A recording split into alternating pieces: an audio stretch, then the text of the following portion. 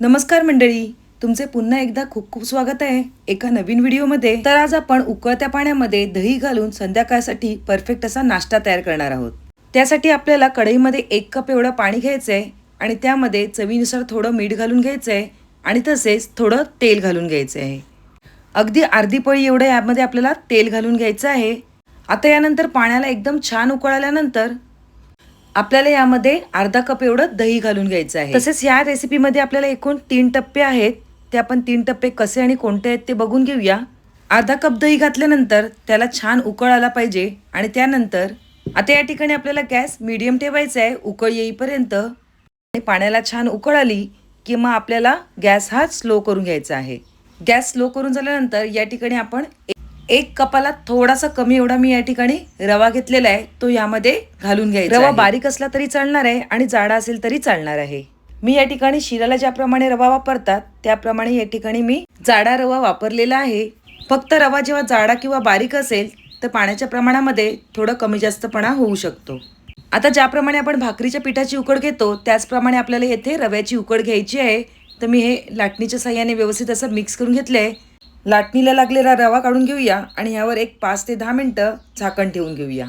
बाजूलाच मी गॅसवर बटाटी सुद्धा उकडत ठेवलेली. या ठिकाणी बटाट्याच्या 3 शिट्या झालेल्या आहेत. आपला पहिला टप्पा म्हणजे आपण रव्याला छान उकड घेतलेली आहे. आता दुसरी स्टेप म्हणजे काय आहे, या ठिकाणी आपल्याला बटाट्याचे एक वेगळं स्टफिंग बनवायचं आहे आणि दुसरी या ठिकाणी चटणी सुद्धा बनवायची आहे. तर या ठिकाणी बटाटा छान शिजलेला आहे. आता आपण बटाट्याची सर्व सालं व्यवस्थित अशी काढून घेऊया.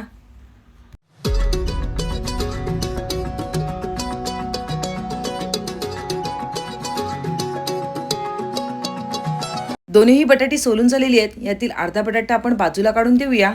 त्या बटाट्याची आपल्याला एक वेगळ्या प्रकारची चटणी बनवायची आहे आणि खरंच ह्या चटणीची चव पण खूप छान लागते. आता या ठिकाणी उरलेला जो 1.5 बटाटा आहे तो आपल्याला बारीक असा किसणीवर किसून घ्यायचा आहे.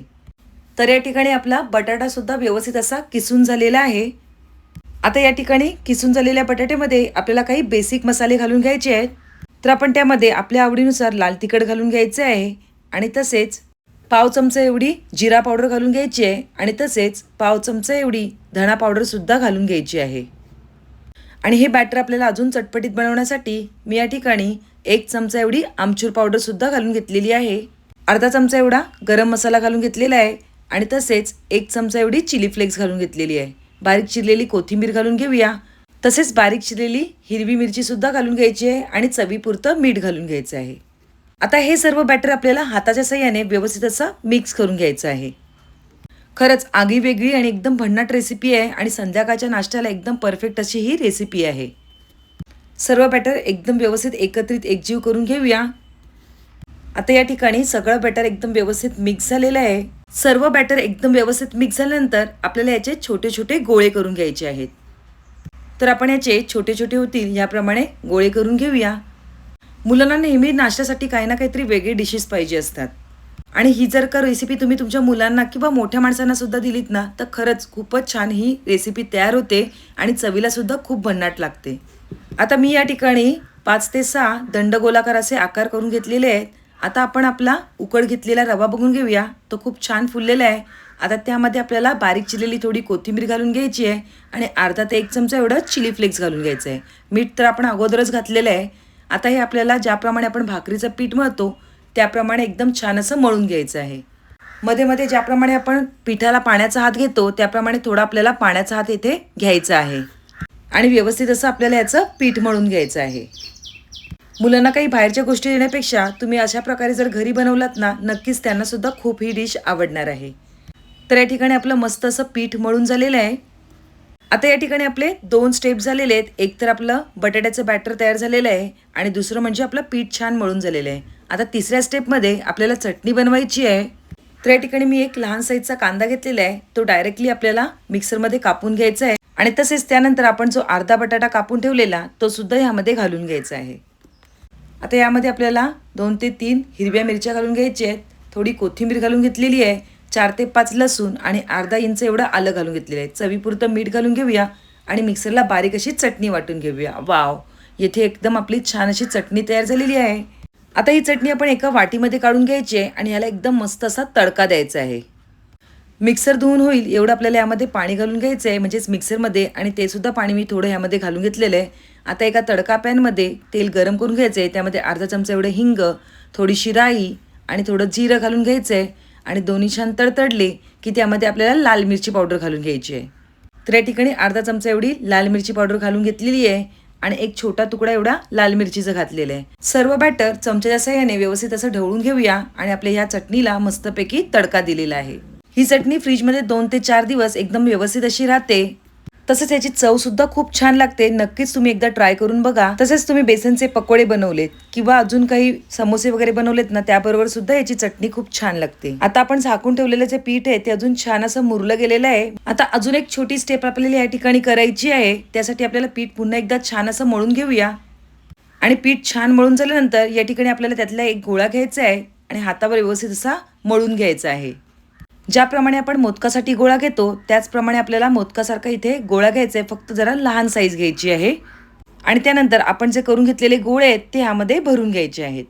आणि हे गोळे भरून झाल्यानंतर आपल्याला हे व्यवस्थित असं चिटकवून घ्यायचं आहे. चिटकवून झाल्यानंतर एक्स्ट्राचं पीठ काढून घ्यायचं आहे आणि आपण गोल हातावर गोळा करून घ्यायचा आहे. ज्याप्रमाणे मी व्हिडिओमध्ये दाखवते त्याप्रमाणे आपल्याला याचा गोळा करून घ्यायचा आहे. अशाच प्रकारे आपल्याला इतर सुद्धा सर्व गोळे करून घ्यायचे आहेत, तर ते सुद्धा आपण व्यवस्थित असे करून घेऊया. आणि खरं सांगितलं ना, हे रव्याचं पीठ एवढं छान मुरतं ना, अगदी अजिबात तुटत नाही आणि गोळे सुद्धा एकदम छान तयार होतात.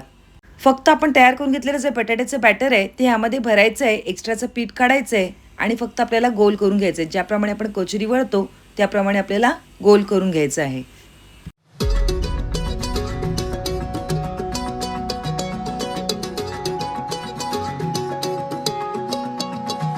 मध्ये मध्ये लागलं तर आपल्याला जी वाटी वळून घेण्यासाठी पाण्याचा वापर करायचा आहे किंवा मध्ये मध्ये तेलाचा वापर केला तरी चालणार आहे. ज्याप्रमाणे आपण मोदकाला करतो त्याप्रमाणे वाटी करून घ्यायची आहे आणि एक्स्ट्राचं पीठ काढून फक्त आपल्याला या ठिकाणी मोदकाचा आकार न देता गोल गोळे तयार करून घ्यायचे आहेत. तर या ठिकाणी बोलता बोलता आपले सर्व म्हणजे 7ही गोळे तयार झालेले आहेत. अगदी सोपी पद्धत आहे आणि लगेचच हे गोळे तयार सुद्धा होतात. 7ही गोळे तयार झाल्यानंतर या ठिकाणी आपल्याला गॅसवर अप्पे पात्र ठेवून घ्यायचं आहे आणि गॅस हा मीडियम आचेवर ठेवायचा आहे. त्यानंतर अप्पे पात्रामध्ये थोडं थोडं सगळ्यामध्ये तेल घालून घ्यायचं आहे आणि हे अप्पे पात्र हाताच्या साहाय्याने व्यवस्थित असं हलवून घ्यायचं आहे, म्हणजे काय सगळं तेल सगळीकडे व्यवस्थित लागलं जाईल. आता आपण तयार करून घेतलेले जे गोळे आहेत ते ह्यामध्ये घालून घ्यायचे आहेत. तर या ठिकाणी 7ही गोळे आपण ह्यामध्ये घालून घेऊया. या ठिकाणी आपल्याला जास्त तेलाची गरज सुद्धा लागणार नाही आहे. अगदी कमी तेलामध्ये आपली ही रेसिपी घरच्या घरी तयार सुद्धा होणार आहे. सर्व गोळे अप्पे पात्रामध्ये ठेवून झाल्यानंतर या ठिकाणी आपल्याला एक 2 ते 3 मिनटं ह्यावर झाकण ठेवून घ्यायचं आहे. तर आपण ह्यावर 2 ते 3 मिनटासाठी झाकण ठेवून घेऊया. आणि आता 2 ते 3 मिनटानंतर चमच्याच्या साहाय्याने हे जे गोळे आहेत ते आपल्याला पलटी करून घ्यायचे आहेत, म्हणजे काय आहे सगळ्या बाजूने छान असे शिजवून घ्यायचे आहेत. खरंच क्रिस्पी, कुरकुरीत आणि आतमध्ये एकदम सॉफ्ट असे हे बॉल तयार होतात.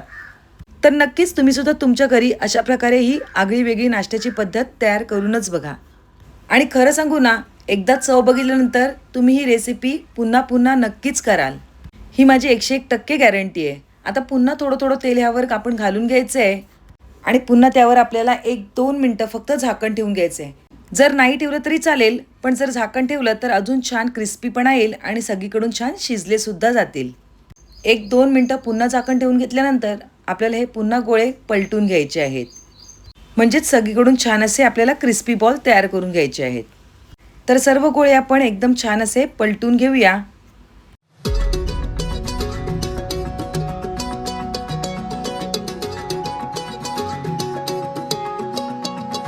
असे 1 ते 2 मिनटं सगळ्या साईडहून आपल्याला हे बॉल्स छान असे क्रिस्पी तयार करून घ्यायचे आहेत आणि सगळ्या बाजूने आपले हे बॉल्स क्रिस्पी करून तयार झालेले सुद्धा आहेत.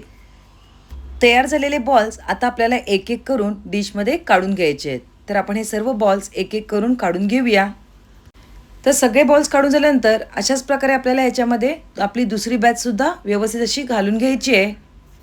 त्यासाठी आपल्याला अप्पे पात्रामध्ये पुन्हा थोडं थोडं तेल घालायचं आहे. तेल सगळीकडे व्यवस्थित पसरल्यानंतर आपण तयार करून घेतलेले जे बॉल्स आहेत ते सुद्धा यामध्ये घालून घ्यायचे आहेत. बॉल ठेवल्यानंतर आपल्याला एक 2 ते 3 मिनटं छान अशी वाफ द्यायची आहे आणि वाफ दिल्यानंतर आपल्याला हे बॉल्स पुन्हा पलटी करून घ्यायचे आहेत आणि 1-1, 2-2 मिनटं सगळ्या बाजूने छान असे क्रिस्पी बॉल्स तयार करून घ्यायचे आहेत. तर अशाच प्रकारे आपण आपले उरलेले पण सर्व बॉल्स तयार करून घेऊया आणि आपण आपली डिश मस्तपैकी सर्व करून घेऊया. आपण आपली ही जी डिश आहे ती तयार केलेल्या हिरव्या चटणीसोबत तसेच आपण घरच्या घरी बनवलेल्या केमिकल फ्री टोमॅटो केचप सोबत सर्व करणार आहोत. तसेच टोमॅटो केचपची लिंक मी डिस्क्रिप्शन बॉक्समध्ये खाली दिलेली आहे, तर ती तुम्ही यूट्यूबवर बघू शकता. नक्कीच अशा प्रकारे तुम्ही सुद्धा तुमच्या घरी संध्याकाळसाठी मुलांसाठी हा नाश्ता तयार करूनच बघा. नक्की 101% त्यांना आवडणारच आहे. तर तुम्हाला माझी आजची ही रेसिपी कशी वाटली नक्कीच कमेंटद्वारे कळवा. रेसिपी आवडली असेल तर पटकन एक लाईक करा आणि तसेच तुमच्या फ्रेंड्स आणि रिलेटिव्हसोबत आपली ही लिंक शेअर करायला अजिबात विसरू नका. पुन्हा एक नवी रेसिपी घेऊन येऊया. तोपर्यंत बाय बाय. थँक्यू.